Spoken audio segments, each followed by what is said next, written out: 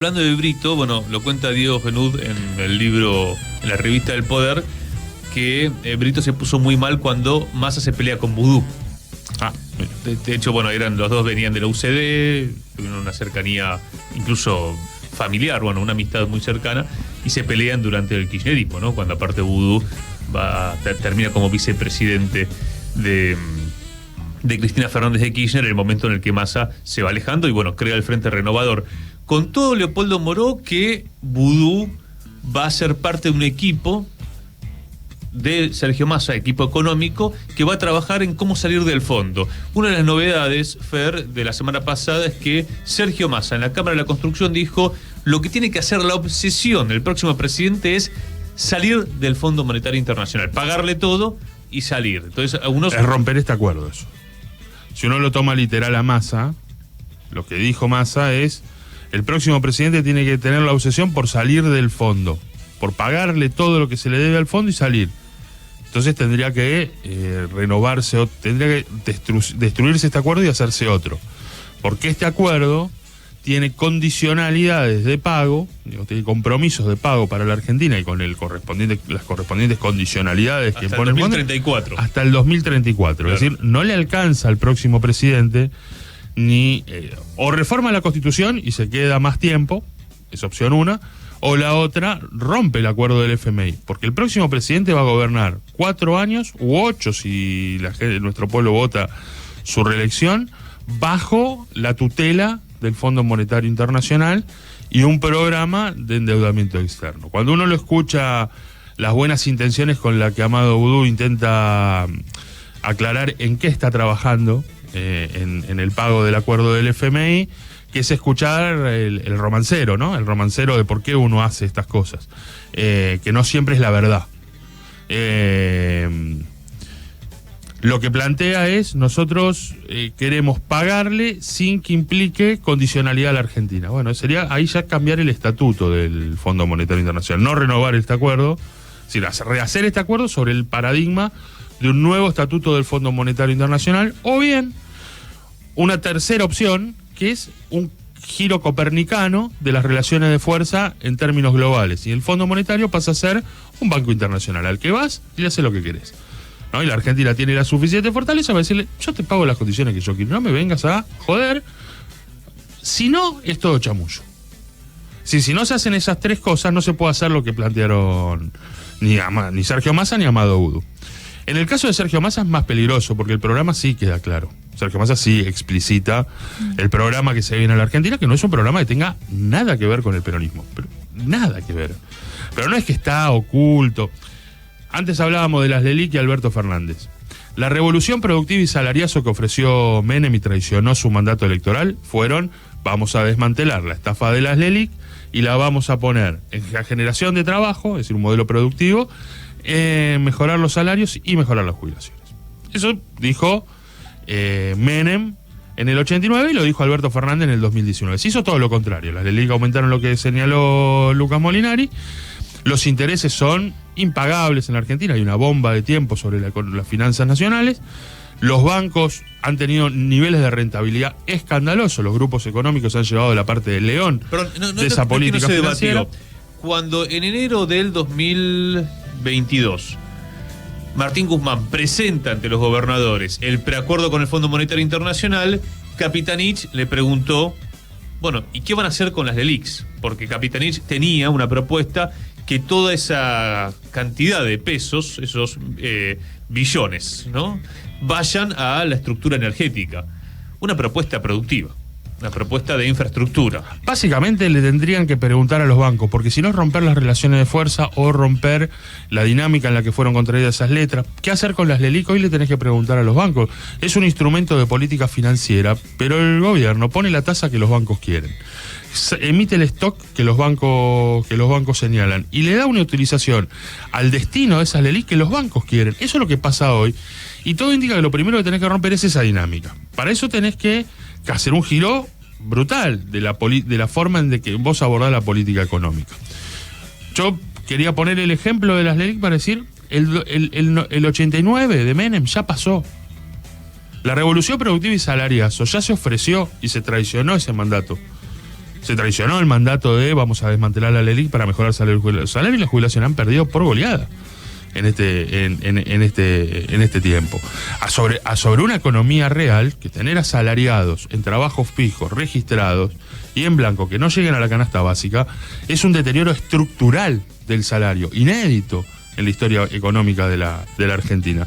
Esa es una primer premisa. Hoy Massa está como el Menem del 95, diciéndote que va a seguir reproduciendo un modelo que nos puede llevar a una situación catastrófica en la Argentina. Cuando Massa dice, la obsesión del gobierno es generar dólares y dólares y dólares y dólares con las exportaciones para pagar la deuda externa, es reproducir las intenciones políticas del Fondo Monetario Internacional.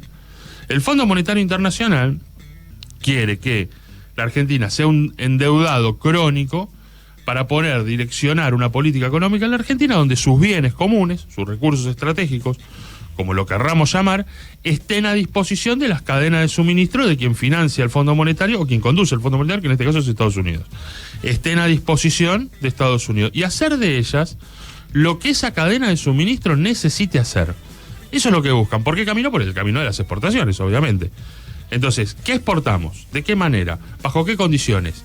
¿Y qué grupo económico? Si la única forma de resolver con un parche favorablemente esta situación es que la Argentina vuelva a instaurar un nuevo IAPI. Es decir, que el Estado se ponga encima del comercio exterior, claro, y decida exportar por sí todos los bienes que produce la Argentina. Claro. Interactúa con productores, con las cadenas de extracción de minería, con las cadenas de producción energética, directamente en plano mercado interno y en pesos. Y la exportación se la queda al Estado, la comercializa en el mundo y los dólares son propiedad exclusiva del Estado. Digo, para que de esa manera, y castigando muy fuertemente el contrabando, ¿no? Hemos llegado a un punto de acostumbramiento de los grupos económicos del sector comercializador en la Argentina que ha llegado, como lo bien lo señala. Naturalización ya. Sergio Arilovich hacía un cálculo hace un año y piquito atrás. Sergio Arilovich es un economista que es asesor del sindicato de desmotadores, de los aceiteros, del sindicato de aceiteros. Y tiene estudios permanentes sobre el sector de las grandes agroexportadoras del país. Y había hecho un informe, incluso lo recogió Infobae, es un informe muy fundado económicamente, Infobae, sin serle de utilidad a sus intereses, lo reprodujo y planteaba que en casos como Cargill se había llegado a un nivel de casi el 50% de subfacturación de exportaciones, que es lisa y llanamente contrabando. Y un nivel de sobrefacturación de las importaciones inédito. En Vaca Muerta, el año pasado, registramos 13.800 millones de dólares de pérdida del sector, 4.000, pero 13.800 millones de dólares se habló de ese déficit lo tuvimos por importación de combustible, es decir, el déficit comercial. Pero la verdad es que solo la mitad fue por importación de combustible. El otro fue para pagar deudas de servicio de las empresas petroleras que operan en Vaca Muerta. Es mentira que fueron importaciones. Es decir, Halliburton le contrataba servicios a Halliburton DLL. Bueno, esa es la dinámica en la que se fugan las divisas en la Argentina. Si eso no se frena, al mismo tiempo que se nacionaliza el comercio exterior, vamos a estar en una dinámica imposible de satisfacción. Pero para mí lo interesante es poder pensar que nadie está proponiendo una traición en el horizonte, sino lo que hay es una transformación política de los intereses que venía representando hasta acá. Eso te quería preguntar, porque, a ver, charlamos el lunes pasado, pero quizá no tuvimos el tiempo para analizar cierre de candidaturas, Sergio Massa, ¿no? Que, bueno, a muchos sorprendió. Yo en el panorama sindical puse el planteo del Charlie Abondoglio, que decía un final anunciado, y lo fundamenta. Lo dejamos para quien lo quiera leer. Ahora, el lunes aparece Cristina Fernández de Kirchner en un acto rodeada de organismos de derechos humanos presentando el avión, ¿no? Que se logró recuperar, que funcionó para los vuelos de la muerte. Es un escenario que hace a a una identidad del kirchnerismo en la recuperación, las banderas de los derechos humanos, pero a la vez también, bueno, contó un discurso, yo creo que muy complejo muy complejo, porque empezó a hablar de toda la cuestión del cierre de listas en un momento que se esperaba quizá otro discurso por el hecho en sí mismo, ¿no? Como que lo del avión quedó a un costado, sí, ¿no? El hecho era otro, y era un baño de progresismo para un Sergio Massa, que la base esquinerista todavía están mirando de reojo, están discutiendo. Yo no sé si el voto va a ser tan automático. Ahora, lo que sí hizo Cristina fue alinear, también desconociendo Cristina, la lista de Grabois, que no la nombró. Es más, habló permanentemente de la lista de unidad cuando existe la PASO a nivel nacional. Sí, Cristina en ese discurso se metió en el chiquero del cierre interno, lo convalidó a Massa como el candidato único, dejó la colectora de Grabois como un fenómeno de atrapaconfundidos en las redes sociales, es decir, en el mundo kirchnerista, construye en el marco de presentar la interna de Grabois en una primaria, disciplina el discurso y la tónica de Grabois. A Grabois que le queda cómodo también el romancero el andar romantizando un poco a los hacer encuentros con Mario Quintana de Pharmacity públicos en el año 2019 con Milagros a la presa y haber interactuado con Cambiemos de una manera, qué sé yo, cada uno hace su mundo, hace su política, las cosas están arriba de la mesa, tampoco hay que andar hurgando, el que quiere transitar el camino que lo transite. Pero me parece que lo que sí quedó en claro, a mí más importante, que no fue un buen discurso de Cristina, pero más allá de lo que haya dicho Cristina ahí, me parece mucho más interesante lo que pasó en el almuerzo, cena, no sé qué cuerno fue, de la Cámara de Comercio, fundamentalmente... La Cámara de Construcción. En la Cámara de la Construcción, fundamentalmente en la vocería que efectuaron en los propaladores de off del grupo de los 6, ¿no? Digo, de los principales grupos económicos que operan en el país, que hablaron con Infobae, la Bolsa de Comercio, la UIA, Arnequian, Techin, ahí hay un... porque tienen nombres también los personajes rojo, que más o menos interactúan en ese camino. Círculo Rojo, dijo Macri. Otros importantes, también hablaron algunos gerentes de multinacionales. Hay un gerente, no están con nombres, son todos off, que han tomado el jefe de economía de perfil, Infobae, como extracción de opiniones de la cúpula del sector empresario, de los grupos económicos que operan en el país, donde planteaban para mí lo que es la discusión que atraviesa la obviedad de la política, ¿no? Digo, se hizo una elección en Unidad por la Patria por una fórmula que es competitiva, señalan, ¿no? Y competitiva porque lo responden sobre sus propios intereses, ¿no? El gerente de esa multinacional norteamericana decía, ¿por qué vamos a elegir a Horacio si Sergio nos propone lo mismo, pero además con el kirchnerismo domesticado? Y a mí me parece que está el jefe editorial de Perfil, recoge ese testimonio, y varios más en el mismo sentido.